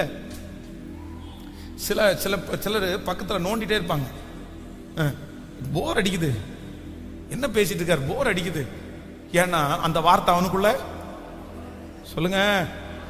டிவி ஆஃப் பண்ணு, எத்தனை நேரம் தான் பேசிட்டு, எத்தனை நேரம் தான் கேட்டிருப்பீங்க? சலிக்கவே சலிக்காதா அவனுக்குள்ள அந்த வார்த்தை சொல்லுங்க. போகல போகல, நான் எந்திரிச்சு போறேன். கணவனார் மனைவியை வந்து திட்டுவாரு. எத்தனை மணி நேரம் தான் சர்ச்சில் உட்கார்ந்து இருக்கிறது? ஒரு மணி நேரம் உட்கார்ற சர்ச் மாதிரி எதுவும் கிடையாதா? உட்கார்ந்து பேசிட்டே இருக்கிறாங்க, நீங்க கேட்டுட்டே இருக்கிற. என்ன அங்க இருக்குது? அவங்களுக்குள்ள என்ன செய்யல? இது இப்ப தெரியாது, இந்த வார்த்தை கிடைக்காம ஒரு பஞ்சகாலம் வரும் பாருங்களேன். இந்த சவுல் ஆரம்பத்துல சாமுவேல் வந்து, நீ இப்படி பண்ணாத, இப்படி செய்யாத, இது உனக்கு தவறு அப்படின்னு பேச பேச பேச, இந்த ஆள் வராம இருந்தா நல்லா இருக்குமே, இந்த ஆள் பேசாம இருந்தா நல்லா இருக்குமே, கொஞ்சம் வாயை மூடிட்டு அந்த பக்கம் போறீங்களா, நீங்க ஆவுன்னா வந்தா குறை சொல்லிட்டே இருக்கிறீங்கன்னு சொல்லி இந்த சாமுவேலை திட்டாத குறையா போன்னு அனுப்புன இந்த ராஜா இன்னைக்கு என்ன பண்றாரு தெரியுமா? ஒரு வார்த்தை சொல்ல மாட்டீங்களா? எனக்கு கர்த்தருடைய சத்தத்தை கேட்கறதுக்கு ஆசையா இருக்குது, ஆண்டவர் என்ன பேசுவார்னு கேட்கறதுக்கு ஆசையா இருக்கு. ஆனா என்னுடைய காதுக்கு ஆண்டவருடைய வார்த்தை என்ன பண்ணலன்னா, மகனே மகளே, உன் வாழ்க்கையில கர்த்தர் எதை மட்டும் நிறுத்திடக்கூடாதுன்னா, என்கிட்ட பேசுறத மட்டும் என்ன பண்ணாதீங்க. இந்த உலகத்திலேயே பெரிய பனிஷ்மெண்ட் என்ன பனிஷ்மெண்ட்னா, இயேசு என் கூட பேசாம இருக்கிறது தான். சொல்லுங்க சத்தமா, அதுதான் பெரிய பனிஷ்மெண்ட், அதுதான் பெரிய பனிஷ்மெண்ட். சின்ன வயசு கணவனை இழந்து வர்றாங்க, என்ன பண்ணுவோமோன்ற ஒரு சூழ்நிலையில இனி இந்த உலகத்துல வாழ வேண்டாம், தற்கொலை பண்ணிக்கலான்னு சொல்லி ஹாஸ்பிட்டல்ல இருந்து வெளியே வரும்போது, சூசைட் பண்ற தாட்டில் வரும்போது, நம்முடைய செய்தி ஒன்று, இந்த கொரோனா டைம், இறந்து போனவர்களை நினைத்து கவலைப்படுகிறீர்களா அப்படின்ற ஒரு செய்தியை யாரோ ஒருத்தர் அவங்களுக்கு ஃபார்வர்ட் பண்ணி, அந்த செய்தியை கேட்டு முடிச்ச உடனே, இனி நான் தற்கொலை பண்ணிக்க மாட்டேன், நான் வாழுவேன், என் பிள்ளைகளை கரையேற்றுவேன் அப்படின்னு சொல்லிட்டு வாழ்ந்து, இன்னைக்கு ஒரு 5 வருஷம் 3-4 வருஷம் தாண்டி இப்போ வந்து ஒரு பிஸ்னஸ் ஆரம்பிச்சு, என் பிள்ளை இப்போ நல்லா படிக்கிறாங்க, அன்னைக்கு மட்டும் அந்த செய்தியை கேட்கலன்னா நான் சூசைட் பண்ணி செத்துருப்பேன், அந்த வார்த்தை தான் என்னை இன்னைக்கு உயிரோட வச்சிருக்குது அப்படின்னு இன்னைக்கு சாட்சி சொல்றாங்க. அப்போ நீங்க மனம் திரும்பல அப்படின்னா, நீங்க கர்த்தருடைய வார்த்தைக்கு கீழ்ப்படியலைன்னா, ஆண்டவர் உங்களோட பேசுறதை என்ன பண்ணிடக்கூடாதுன்னா சொல்லுங்க முழு பலத்தோடு. நான் தப்பு பண்ணும்போது என்னை திட்டுங்க ஆண்டவரே, எனக்கு நேர வார்த்தை அம்பு போல வரட்டும் ஆண்டவரே, என்ன அது குத்தி கிழிச்சு என்ன சரி பண்ணட்டும் ஆண்டவரே, எனக்கு எந்த இடத்துல நான் என்ன மிஸ்டேக் பண்றேனோ அந்த நேரத்துல என் கூட நீங்க பேசுங்கப்பா, பேசுங்கப்பா. நான் உங்கள்கிட்ட ஒன்றும் கேட்கல, ஒன்னே ஒன்று மட்டும்தான் கேட்குறப்பா, நான் வாழ்றதே உங்க வார்த்தையினால மட்டும்தான் வாழ்றேன். என் கூட நீங்க பேசுங்கப்பா, என் கூட பேசுறத மட்டும் நிறுத்திடாதீங்க ஆண்டவரே. வேற ஒண்ணுமே எனக்கு கிடைக்காட்டா பரவாயில்லப்பா. 2 கைகளை மேல உயர்த்தி ஏசப்பாட்ட, ஆண்டவரே என் கூட பேசுகிறவர், நான் மனம் திரும்புறேன் ஆண்டவரே, நான் விட்டுறேன் ஆண்டவரே. நீங்க என்கிட்ட ஆரம்பத்துல பேசிட்டே இருந்தீங்க, இது உனக்கு சரி வராது, இதை நீ விட்டுரு, இது தேவையில்லை, நீங்க சொல்லிட்டே இருந்தீங்க. ஆனா உங்க வார்த்தைக்கு நான் கீழ்ப்படியலைன்னு நினைச்ச உடனே இப்பொழுது என்கிட்ட பேசுறதை நீங்க நிப்பாட்டிட்டீங்கன்னு நான் ஃபீல் பண்றேன். ஆனா இல்லப்பா, நீங்க பேசினா நான் கேட்பேன்ப்பா, நீங்க சொன்னா நான் கேட்பேன்ப்பா. என் கூட ஆண்டவரே இந்த உலகத்துல நான் உயிரோடு இருக்கிற வரைக்கும் ஒரு சத்தத்தை மட்டும் நான் கேட்டுட்டே இருக்கணும், அது உங்க சத்தத்தை மட்டும் நான் கேட்டுட்டே இருக்கணும். சொல்லுங்க. நன்றி ஆண்டவரே, நன்றி நன்றி அப்பா, நன்றி நன்றி ஆண்டவரே, நன்றி நன்றி. ஆமென் சொல்லுங்க. ஆண்டவருடைய இறக்கம் இன்னைக்கு எல்லாரும் மேலே வரப்போகுது. எங்க அப்படின்னு சொன்னா, மனம் திரும்புகிற ஒரு பாவியின் நிமித்தம் பரலோகம் சந்தோஷப்படுகிறது. நெக்ஸ்ட் இயர் 2025 காலடி எடுத்து வைக்க முன்னாடி கர்த்தர் உயிரோட நம்மளை வச்சிருப்பாரா, ராஜ்யத்துக்கு போமான்னு கூட தெரியாது. ஆனா வேற எதுவுமே ஜெபம் பண்ணாதீங்க, வேற எதுவுமே ஜெபம் பண்ணாதீங்க. நான் மனம் திரும்பி சுத்தமாகி நெக்ஸ்ட் இயருக்கு போகணும்னு நினைங்க. உங்க துருத்தி மட்டும் சுத்தமா இருக்கும்னா அதுல ஆசீர்வாதத்தை கண்டிப்பா கர்த்தர் ஊற்றுவார், கண்டிப்பா கர்த்தர் ஊற்றுவார். அந்த துருத்தி வீணா இருக்காது, அந்த துருத்தி வெறுமையா இருக்காது. சுத்தமான துருத்திய நிரம்பி வழிகிற துருத்தியாய் மாற்றுவார். வேண்டாம் வேண்டாம், எனக்கு நான் விடுற ஆண்டவரை, நான் விடுற, தூக்கி போட்டுருங்க, தூக்கி போட்டுருங்க, தூக்கி போட்டுருங்க, தூக்கி போட்டுருங்க. கர்த்தர் எத்தனை நாள் நமக்கு அந்த நீடிச்சு கொடுப்பாருன்னு தெரியாது. அடிக்கடி கடிந்து கொள்ளப்பட்டும் தன் பிடரியை கடினப்படுத்துகிறவன் சகாயமின்றி சடுதியிலே நாசம் அடைவான். அதனால கர்த்தர் நம்மளை கைவிடல, அது நமக்கு சந்தோஷம். ஆனா சில நேரத்துல ரொம்ப அமைதியாயிட்டாருன்னா நம்ம என்ன பண்ண முடியும்? அதனால எனக்கு இந்த உலகத்துல நீர் எனக்கு வேண்டும். ஒரு 5 மினிட்ஸ் உங்களுக்கு டைம். ஆன்லைன்ல இருக்கிற பிள்ளைகளுக்கும் அப்படி ஒரு 5 நிமிஷம். நீங்க எந்தெந்த காரியத்துல எல்லாம், நான் சொல்றேன் வேற யாருக்கும் தெரியாது, எல்லாரும் நம்மளை நல்லவங்க நல்லவங்க நல்லவங்கன்னு சொல்லலாம். ஆனா என்னுடைய உள்ளத்துல இருக்கிறது யாருக்கு தெரியும் அப்படின்னு சொன்னா, கர்த்தருக்கு நன்றாவே தெரியும். எல்லாரும் ஆண்டவரத்துல ஹெல்ப் கேளுங்க. என்னால விட முடியல அப்படின்னு சொன்னா எனக்கு உதவி செய்யுங்க ஆண்டவரே, நீர் எனக்கு உதவி செய்யறதுக்கு வல்லவர், நான் இதை விட்டே ஆகணும், இது என் கூட டிராவல் பண்ணக்கூடாது, எனக்கு நீங்க எனக்கு போதும். வருகிற வருஷம் அதான், நீ எனக்கு முன்பாக நடந்து கொண்டு உத்தமனாய் இரு, உன்னை நான் மிகவும் திரளாய் பெருக பண்ணுவேன் என்று கர்த்தர் வாக்கு கொடுத்திருக்கிறார். நன்றி. எல்லாரும் அப்படியே எழும்பி நிற்கலாம். எல்லாரும் எழும்பி நின்று, நான் மனம் திரும்புற ஆண்டவரே, இது வேணாம் ஆண்டவரே, இது விட்டுற ஆண்டவரே, இந்த காரியம் எனக்கு வேணாம் ஆண்டவரே, நான் முழுவதுமாக விட்டுறப்பா. சொல்லுங்க அப்பாவை பார்த்து. நீங்க என்கிட்ட பேசுறத மட்டும் நீங்க விட்டுறாதீங்க ஆண்டவரே, நீங்க என்கிட்ட பேசணும்பா, என்ன கண்டிக்கணும் ஆண்டவரே, என்ன தட்டி கொடுக்கணும் ஆண்டவரே. எனக்கு உங்களை விட்டு தர்றதுக்கு மனசு இல்லப்பா, என்ன மன்னிச்சிருங்கப்பா. நான் அதுல இருந்து வெளியே வர்றதுக்கு நான் விரும்புறேன் ஆண்டவரே, அது எனக்கு வேண்டாம் ஆண்டவரே. பிரதர், மண்ணுக்காக மாணிக்கத்தை விட்டுறாதீங்க. பிரதர் சிஸ்டர், மண்ணுக்காக மாணிக்கத்தை விட்டுறாதீங்க. மகளே மகனே, மண்ணுக்காக மாணிக்கத்தை விட்டுறாத. கர்த்தர் உனக்கு ஒரு பெரிய மாணிக்கத்தை கர்த்தர் வச்சிருக்கிறாரு. கர்த்தர் நீ அறியாத ஒரு இடத்தை கர்த்தர் உனக்கு வச்சிருக்கிறாரு. உனக்கு எட்டாத ஒரு சிகரத்தை ஆண்டவர் உனக்கு வச்சிருக்கிறாரு. ஆண்டவர் உன்னை கொண்டு செய்ய போகிற காரியம் பெரிய காரியம். நீ சாதாரண சாதாரணமான ஆள் இல்ல, நீ அசாதாரணமான காரியத்தை செய்ய போறவன். உன் மேல கர்த்தர் வச்சிருக்கிற திட்டம் ரொம்ப பெருசு. உங்க அம்மா வச்சதை விட, உங்க அப்பா வச்சதை விட, உங்களை சுத்தி இருக்கிறவங்க வச்சதை விட உன் மேல கர்த்தர் வச்சிருக்கிற திட்டம் அது ரொம்ப பெருசு. யாருமே அறியல, யாருக்குமே தெரியாது. அவ்வளவு பெரிய திட்டத்தை கர்த்தர் உன் மேல வச்சிருக்கிறாரு. ஆனா நீ மட்டும் அந்த காரியத்துக்கு பின்னாடி போகாத. கர்த்தர் சொல்றாரு, உனக்கு மாணிக்கத்தை நான் வச்சிருக்கிறேன். கையை உயர்த்தி என்ன மன்னிச்சிருங்க ஆண்டவரே, நான் அதை விட்டுறேன் ஆண்டவரே. சத்தமா சத்தமா என்னை விட்டுறேன் பாதர். எனக்கு அந்த கோபத்தை நான் விட்டுறேன் ஆண்டவரே, அந்த எரிச்சலை நான் விட்டுறேன் ஆண்டவரே. பிரதர், நீங்க எல்லாத்துலயும் சரி பிரதர், ஆனா அந்த ஒண்ணு மட்டும் உங்களை ரொம்ப ரொம்ப வித்தியாசமா நடத்ததில்லை. கிருப கிருப கிருப கிருப. ஜெபிக்க ஜெபிக்க அந்த மகிமை உங்க மேல வருது. இல்ல, புது வருஷத்துக்குள்ள போகும்போது அந்த தப்போட நான் போக மாட்டேன், அந்த பாவத்தோட நான் போக போறது இல்லை. நீங்க அறிக்கை செய்ய செய்ய கர்த்தர் செய்யறாரு. ஆண்டவரே, வேற ஒண்ணும் வேணாம் ஆண்டவரே, நீங்க எனக்கு இருந்தா போதும், நீங்க இருந்தா போதும், நீங்க இருந்தா போதும்,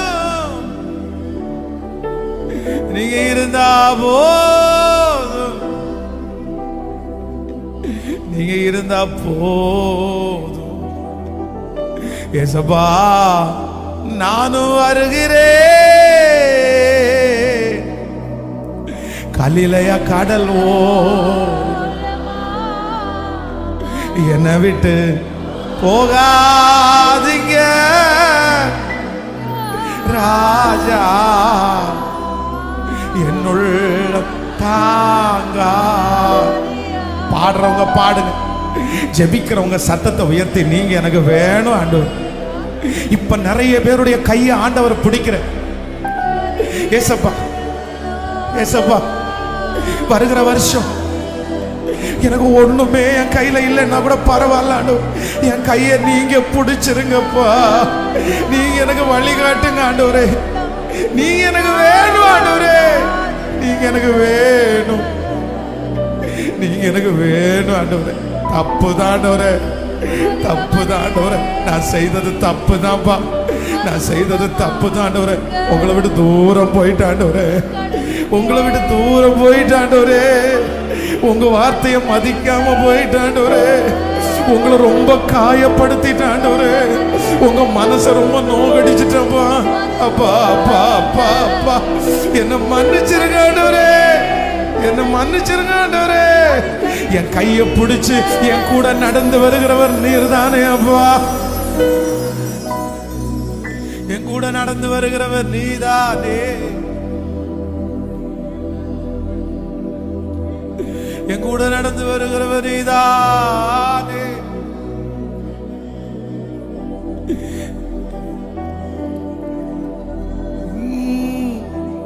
என்னமெல்லாம் ஏக்கமெல்லாம் சித்தம் செய்வது என் எண்ணமெல்லாம் ஏக்கமெல்லாம் சித்தம் செய்வது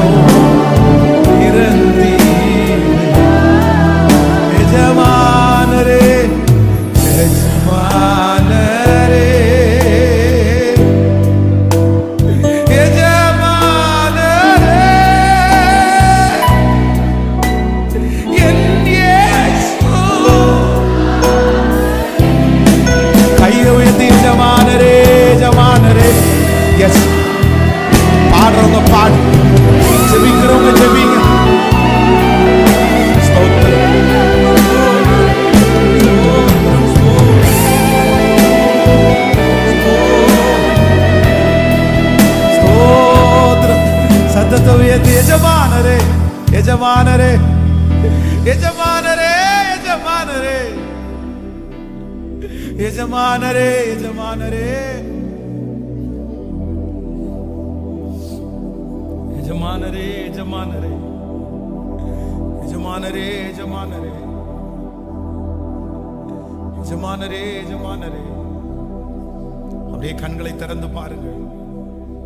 சோ புது வருஷத்துக்குள்ள கடந்து போறதுக்கு முன்னாடி இந்த ஃபர்ஸ்ட் டே எல்லாரும் ஒரு தீர்மானம் எடுக்கணும். என்னன்னா, நான் மனம் திரும்பாம என்ன வேணாலும் இருக்கட்டும், ஆனா மனம் திரும்பாத ஆண்டவர் கண்டிப்பா அற்புதம் செய்ய முடியாது. என்னுடைய ஆண்டவர் வந்து பாரபட்சம் உள்ளவர். சொல்லுங்க, பாஸ்டர் வேணா சொல்லலாம். இப்ப பாருங்களேன், நீங்க வந்து ஒரு தப்போட வர்றீங்க, நான் கண்டுபிடிச்சிட்டேன், எனக்கு தெரியுது, பட் நீங்க வந்து நிக்கிறீங்க, நான் உங்களை சபிச்சு அனுப்ப மாட்டேன், நான் உங்களை தட்டி கொடுக்கலாம், சரி பரவாயில்ல அப்படின்னு சொல்லலாம். ஆனா நம்முடைய ஆண்டவரை பொறுத்தவரை அவர் யாருன்னா, அவர் பரிசுத்தம் உள்ள தேவன். அவர் அதுல மட்டும் என்ன பண்ண மாட்டாருன்னா, இல்லப்பா அதுல நான் வந்து ஒத்து போக முடியாதுப்பா, ஒத்து போக முடியாதுப்பா. நீங்க வந்து மனம் திரும்புறதுக்கு உங்களை ஒப்பு கொடுங்க, மனம் திரும்புறதுக்கு ஒப்பு கொடுங்க, மனம் திரும்புறதுக்கு ஒப்பு கொடுங்க. ஊழியம் அடுத்து பண்ணிக்கலாம், பிரச்சனை இல்லை. பிரேயர்ஸ் எல்லாம் அப்புறம் நடத்திக்கலாம், பிரச்சனை இல்லை. வேற எல்லாமே அப்புறம் நடத்திக்கலாம். அதெல்லாம் யாருக்கு வேணாலும் நடக்கும், யார் வேணாலும் செய்யலாம். மேடையில் இயேசு குறித்து யார் வேணாலும் சொல்லுவாங்க. இல்லை, நான் என்ன பண்ணணும்னு ஆண்டவர் எதிர்பார்க்கிறாருன்னா மனம் திரும்பும். ஸோ நம்பர், நீங்கள் மனம் திரும்பாவிட்டால் நடக்கிற ரெண்டு விதமான விளைவு. ஒன்று, இயேசு நம்மளை விட்டு என்ன செய்வாராமா. நம்பர் 2, இரண்டாவது, அவருடைய சத்தம் நமக்கு என்ன பண்ணாம போயிடும்னா கேட்கப்படாமலே போயிடும். சாலமோனை குறித்து வேதம் சொல்லுது, சாலமோன் இடத்துல ஆண்டவர் அடிக்கடி மனம் திரும்புதலை குறித்து பேசிட்டே இருக்கிறாரு. இதை சொல்லி உங்களுக்கு முடிக்கிறேன். 1 ராஜாக்கள் 11:4. 1 ராஜாக்கள் 11ஆம் அதிகாரம் 4வது வசனத்தை. சாலமோன் வயது சென்ற போது அவனுடைய மனைவிகள் அவன் இருதயத்தை அந்நிய தேவர்களை பின்பற்றும்படி சாய பண்ணினார்கள். அதனால் அவனுடைய இருதயம் அவன் தகப்பனாகிய தாவீதின் இருதயத்தை போல தன் தேவனாகிய கர்த்தரோடே உத்தமமாய் இருக்க. கவனிங்க, எல்லாரும் என்ன கவனிங்க, இந்த டாப் மோஸ்ட் லீடர் அப்படின்னு கேட்டா யாருன்னு சொல்லுவாங்க அப்படின்னு சொன்னா கிங் சாலமோன். கிங் சாலமோன் ஒரு ரிச், வெரி ரிச் பர்சன், இல்ல வெரி ரிச் கிங் அப்படின்னு சொன்னா யாரை சொல்லுவாங்க அப்படின்னு சொன்னா கிங் சாலமோன். இந்த கிங் சாலமோன் அப்படின்ற இந்த வேர்டு வந்து வேற எத்தனை ராஜாக்கள் எழும்பினாலும் அவனோட இது பண்ணவே முடியாது. பிரில்லியன்ட், இந்த மாதிரி எத்தனை வேடை போட்டு இதுல யார் ஃபர்ஸ்டா இருக்காங்கன்னு பார்த்தா கிங் சாலமோன். கிங் சாலமோன் அவ்வளவு தூரம் ராஜ்யத்துல உச்சகட்டம் இருந்த இந்த கிங் சாலமோன் லாஸ்ட்ல எப்படி ஆனா அப்படின்னு சொன்னா, அவன்கிட்ட எல்லாமே இருக்கிறது மாதிரி தெரிஞ்சிருச்சு, ஆனா ஒண்ணுமே இல்லாம போயிட்டான். எல்லாத்தையும் உண்டு பண்ணான், எல்லாத்தையுமே அழிச்சிட்டான். ஒரு சில வசனத்தை மட்டும் வாசிக்கிறேன். நீங்க 6வது வசனத்தை வாசிக்கும் போது 11:6 சாலமோன் தன் தகப்பனாகிய தாவீதை போல கர்த்தரை பூரணமாய் பின்பற்றாமல் கர்த்தரின் பார்வைக்கு பொல்லாப்பானதை செய்தான். நீங்க 9வது வசனத்தை வாசிங்க. 9வது வசனம், ஆகையால் இஸ்ரவேலின் தேவனாகிய கர்த்தர் சாலோமனுக்கு 2 விசை தரிசனமாகி அந்நிய தேவர்களை பின்பற்ற வேண்டாம் என்று கட்டளை இட்டிருந்தும் அவன் கர்த்தரை விட்டு தன் இருதயத்தை திருப்பி. நீங்க இப்போ 11வது வசனத்தை வாசிங்க. 11வது வசனம், ஆகையால் கர்த்தர் சாலோமனை நோக்கி, நான் உனக்கு கட்டளையிட்ட என் உடன்படிக்கையையும் என் கட்டளையும் நீ கை கொள்ளாமற் போனாய். இந்த காரியத்தை செய்தபடியினால் ராஜ்ய பாரத்தை உன்னிடத்திலிருந்து பிடுங்கி அதை உன் ஊழியக்காரனுக்கு கொடுப்பேன். நீங்க இன்னும் அடுத்து 14வது வசனத்தை வாசிங்க. 14, இதெல்லாம் நீங்க வீட்டில் போய் நோட் பண்ணுங்க, எனக்கு விளக்க. கர்த்தர் ஏதோமியனாகிய ஆதாத் என்னும் ஒரு விரோதியை சாலோமனுக்கு எழும்ப பண்ணினார். இவன் ஏதோமில் இருந்த ராஜகுலமானவன். நீங்கள் 25வது வசனத்தை வாசிங்க. 11:25, ஆதாத் பொல்லாப்பு செய்ததும் அல்லாமல் ரேசோன் சாலோமோனுடைய நாளெல்லாம் இஸ்ரவேலுக்கு விரோதியாகி சீரியாவின் மேல் ராஜாவாயிருந்து இஸ்ரவேலை பகைத்தான். 26வது வசனத்தை கூட வாசிங்க. சேரோத் ஊருள்ள எப்ராயிம் மனுஷனாகிய நோபாத்தின் குமாரன் எரோபயாம் என்னும் சாலோமின் ஊழியக்காரனும் ராஜாவுக்கு விரோதமாய் கையெடுத்தான். அவனுடைய தாய் செருகாள் என்னும் பேருள்ள ஒரு விதவை. நீங்க இந்த 11வது அதிகாரத்தை முழுக்க முழுக்க வாசிச்சிட்டீங்கன்னா, ஆண்டவர் முதல்ல சாலோமனை என்ன பண்ணுவாருன்னா, ஆண்டவர் 2 டைம் எச்சரிப்பாரு, அடுத்து ஒரு டைம் எச்சரிப்பாரு. வேணாப்பா வேணாப்பா, மனம் திரும்புப்பா, நீ போயிட்டு இருக்கிற வழி பொல்லாத வழிப்பா. ஆனா இந்த சாலோமன் கேட்கவே மாட்டான். அதுக்கப்புறம் ஆண்டவர் என்ன பண்ணுவாருன்னா, ஒண்ணுமே இல்லாம சாதாரணமான ஒரு மனுஷனை எதிரியா எழுப்புவாரு. அந்த எதிரிய சாலோமோனால ஜெயிக்க முடியாது. இவனுடைய வேலைக்காரனை எதிரியா மாறுவான், அவனை சாலோமோனால ஜெயிக்க முடியாது. அவ்வளவு தூரம் டாப் கிங்கா இருந்த இந்த சாலோமன் கடைசியில ஒரு துணியை பிச்சு 10 பங்கு தனியா கொடுத்துட்டு ஒரே ஒரு துணி அவன் கையில கொடுத்து, இதாப்பா இனி உனக்கு நடக்கும் அப்படின்னு சொன்னதுக்கு அப்புறம் கூட அவனுடைய வாழ்க்கை மாறவே இல்லைங்க, மாறவே இல்லை. தேவனுடைய பிள்ளையே, கர்த்தர் இல்லாம வருகிற ஆசீர்வாதம் பூதாகரமா தெரியும், ரொம்ப நல்லா இருக்கிறது மாதிரி தெரியும், பெரிய ஆள் மாதிரி தெரியும். ஆனா உள்ளுக்குள்ள பார்த்தா இந்த எலி ஓட்ட போடும் பாருங்க, இந்த மாதிரி ஓட்ட போட்டு பொந்தா இருக்கும். இந்த பொந்து மேல காலை வைக்கிற போது என்னதான் இருந்தாலும் அது ஸ்ட்ராங்கா இருக்காது, உடஞ்சிரும் ஒரு நாளைக்கு. இதான் நம்முடைய வாழ்க்கை. பரிசுத்தம் இல்லாமல், நீதி இல்லாமல், மனம் திரும்பாமல் வருகிற ஆசீர்வாதம் எல்லாம் மேல் பூச்சில பார்க்கிறதுக்கு பகட்டா தெரியும், ஆனா உள்ளுக்குள்ள என்ன பண்ணாதுன்னா ஒண்ணுமே இருக்காது. இப்போ உங்களை பார்த்து கேட்கிறேன், உங்களுக்கு ஆசீர்வாதம் வேணுமா, கர்த்தர் வேணுமா? கர்த்தர் வேணுமா? நீங்க சொல்லுங்க.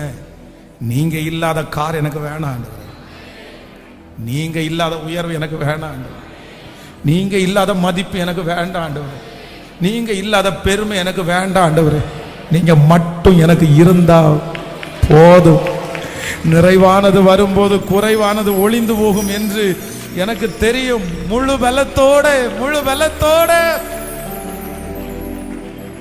இயேசுவே இயேசுவே இயேசுவே இயேசுவே. உடைய பிள்ளைகள் ஒவ்வொருவருக்காக ஜெபிக்கிறான். இந்த சத்தத்தை கேட்டுக் கொண்டிருக்கிற ஒவ்வொரு பிள்ளைகளுக்காக ஜெபிக்கிறேன். இந்த ஜெபம் முடியும் போது தேவரீர் எங்களை ஈசோப்பினால் கழுவி சுத்திகரியும், அப்பொழுது நாங்கள் சுத்தமாகி உறைந்த மழையிலும் வெண்மையாயிருப்போம். தேவரீர் உள்ளத்தில் உண்மை இருக்க விரும்புகிறீர், அந்த காரணத்தில் ஞானத்தை எனக்கு தெரியப்படுத்தும். எங்களுக்கு நீங்க வேணும் ஆண்டவரே, உங்க சத்தம் எங்களுக்கு வேணும் ஆண்டவரே. எங்களை தண்டிங்க ஆண்டவரே, எங்களை பேசுங்க ஆண்டவரே. கர்த்தர் நேசிக்கிற புத்திரனை கடிந்து கொண்டு சிட்சிக்கிறார் எங்களுக்கு தெரியும் ஆண்டவரே. எங்களுக்கு நீங்க கொடுக்கிற சிட்சையை கூட நாங்க சந்தோஷமா ஏத்துக்கிறோம். ஆனா எங்களுக்கு நீங்க மட்டும் இருந்தால் போதுமானது. நன்றி. உடைய பிள்ளைகளை ஆசீர்வதிக்கிறேன். புதிய வருடம் இந்த சுத்திகரிப்பு ஜபத்துல கலந்து கொள்கிற ஒவ்வொரு பிள்ளைகளுக்கும் ரொம்ப வெற்றியாய் மாறட்டும். ஒரே ஏரியா, ஒரே எகிப்து, ஆனால் கோசே நாட்டிலே குடியிருக்கிற இஸ்ரவேல் ஜனங்களுக்கும் எகிப்திலே இருக்கிற ஜனங்களுக்கும் ஒரு பெரிய வித்தியாசத்தை கண்டது போல இந்த ஆயத்த ஜபத்திலே கலந்து கொண்டு புது வருஷத்துக்குள்ளே நுழைகிற பிள்ளைகளுக்கு ஒரு வித்தியாசத்தை நீர் காண பண்ணுகிறதற்காக நன்றி. எங்களுக்கு விரதமாய் உருவாக்கப்படுகிற ஆயுதங்கள் வாய்க்காதே போவதாக உங்க கிருபையின் கரங்களில் தாழ்த்து பேசிட்டே இருக்குமா. எங்க பிள்ளைங்க நாளைக்கு வாகனத்துல போகும்போது மனம் திரும்பிட்டே இருக்கணும் ஆண்டவரே. வேலை செய்யும் போது மனம் திரும்பிட்டே இருக்கணும் ஆண்டவரே. அந்த பொல்லாத வழியை இதோட விட்டுறணும் ஆண்டவரே. இன்று கண்ட எகிப்தியனை இனி என்னைக்கும் காண மாட்டாய் என்று சொன்னீர் அல்லவா? எங்க பிள்ளைகளை பயமுறுத்துகிற, எங்க பிள்ளைகளை ஆளுகை செய்கிற, எங்க பிள்ளைகளை அப்படி வைத்திருக்கிற அந்த கார கிரியைகள் இயேசுவின் நாமத்தில் அழிக்கப்படுவதாகப்பா. உங்க பாதத்தை முத்தம் செய், எங்களை ஆச்சரியமாய் நடத்துங்க. இயேசுவின் மூலம் ஜெபம் ஏறெடுக்கிறோம் நல்ல பிதாவே. என் ஆத்துமாவே கர்த்தரை ஸ்தோத்திரி, என் முழுவதுமே பரிசுத்த நாமத்தை ஸ்தோத்திரி. என் ஆத்துமாவே கர்த்தரை ஸ்தோத்திரி, கர்த்தர் செய்த சகல உபகாரங்களையும் மறவார். நம்முடைய ஆண்டவராகிய இயேசு கிறிஸ்துவின் கிருபை, பிதாவாகிய தேவனுடைய அன்பு, பரிசுத்த ஆவியானுடைய அந்யோன்ய ஐக்கியம் நம்மரோடும் இன்றும் என்றும் சதா காலம் கூட இருப்பதாக. ஹல்லேலூயா.